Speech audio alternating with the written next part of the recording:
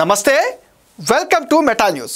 ఇక మ్యాటర్లోకి వస్తే ఆంధ్రప్రదేశ్ స్వరూపం పూర్తిగా మారబోతుంది. రాష్ట్రంలో కొత్త 3 జిల్లాలు 5 రెవెన్యూ డివిజన్ల ఏర్పాట్లు కాబోతున్నాయి. అంటే దీంతో రాష్ట్రంలోని జిల్లాల సంఖ్య 26 నుంచి 29కి, రెవెన్యూ డివిజన్లు 77 నుంచి 82కి పెరగనున్నాయి. మార్కాపురం, మదనపల్లె కేంద్రాలుగా కొత్త జిల్లాలతో పాటు రంపచోడవరం కేంద్రంగా ఏర్పాటయ్యే జిల్లాకు పోలవరం పేరు పెట్టారు. పశ్చిమ గోదావరి జిల్లాలోని పెనుగొండ మండలం ఇకపైన వాసవి పెనుకొండగా మారనుంది. జిల్లాలు, రెవెన్యూ డివిజన్లు, మండలాల సరిహద్దుల మార్పులు చేర్పులపైన ఏర్పాటైన మంత్రివర్గ ఉపసంఘంతో సచివాలయంలో సీఎం చంద్రబాబు సమీక్షించారు. ఈ నెల 28న మంత్రివర్గంలో ఆమోదించాక నోటిఫికేషన్ విడుదలవుతుంది. ప్రజల నుంచి అభ్యంతరాల స్వీకరణకు నెల రోజులు టైం ఇస్తారు. డిసెంబర్ ఆఖరులోగా తుది గెజిట్ విడుదల చేస్తారు.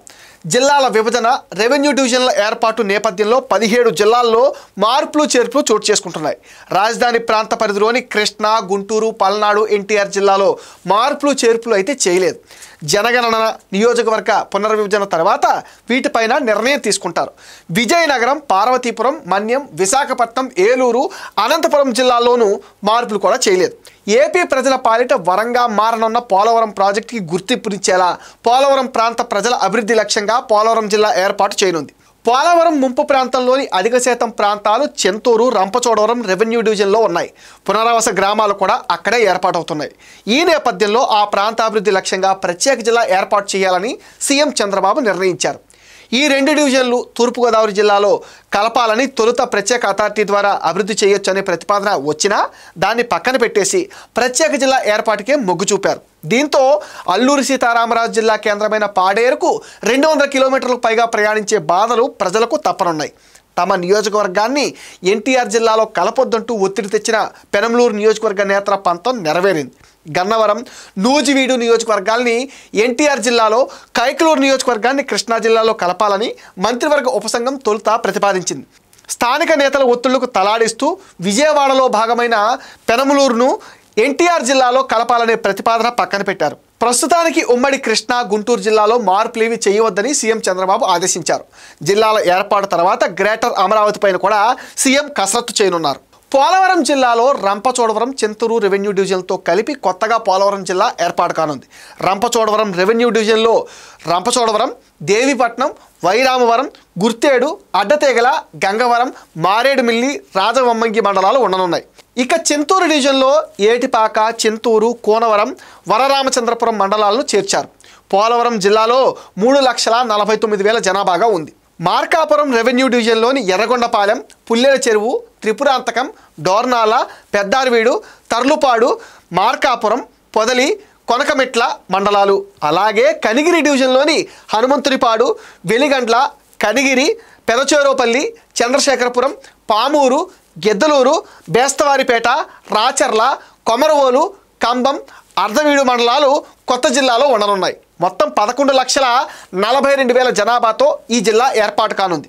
మదనపల్లెలోని మదనపల్లె, తంబాలపల్లె, పొంగనూరు, పీలేరు నియోజకవర్గాల్లోని మదనపల్లె, పీలేరు రెవెన్యూ డివిజన్లో కొత్తగా మదనపల్లి జిల్లా ఏర్పాటు కానుంది. మదనపల్లె రెవెన్యూ డివిజన్లోని మదనపల్లె, నిమ్మానపల్లె, రామసముద్రం, తంబాలపల్లె, ములకల చెరువు, పెదమాన్యం, కురబలకోట, పీటీ సముద్రం, బీరోంగి కొత్తకోట, చౌడేపల్లె, పొంగునూరు మండలాలు, అలాగే పీలేరు డివిజన్లో సదుం, సోమల, పీలేరు, గుర్రంకొండ, కలకాడ, కంబావారిపల్లె, కలికిరి, వాల్మీకిపురం మండలాలు ఉంటాయి. మొత్తం 11,05,000 జనాభాతో కొత్త జిల్లా ఏర్పాటు కానుంది.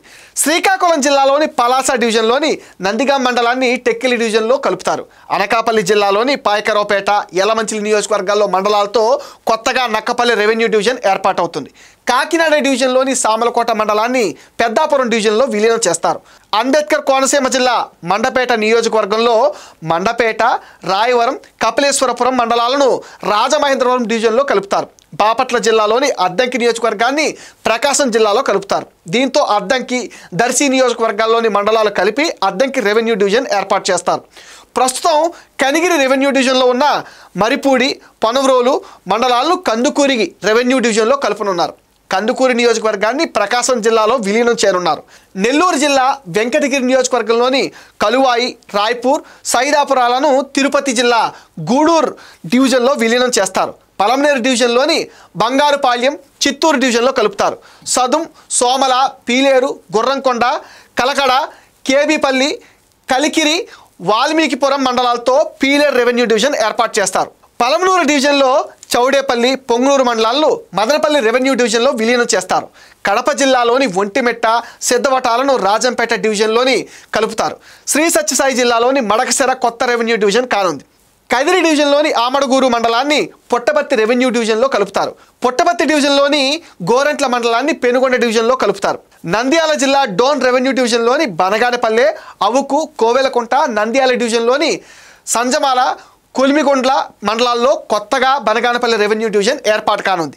జగన్ హయాంలో జిల్లాల ఏర్పాటు, మండలాలు, రెవెన్యూ డివిజన్ల ఏర్పాటులో జరిగిన తప్పిదాలను కూటమి ప్రభుత్వం సరిచేసి కొత్త జిల్లాల ఏర్పాటుతో ఏపీ స్వరూపం మార్చబోతుందని ప్రజలు ఆనందం వ్యక్తం చేస్తున్నారు. ఇది మెటా న్యూస్ అప్డేట్. ఈ వీడియో పైన మీ విలువైన ఒపీనియన్ని కామెంట్ సెక్షన్లో మెన్షన్ చేయండి. మీరు ఇచ్చే కామెంట్స్తో మరిన్ని ఇంట్రెస్టింగ్ వీడియోస్ మీకు అందిస్తాం. Please support meta news. Please subscribe meta news.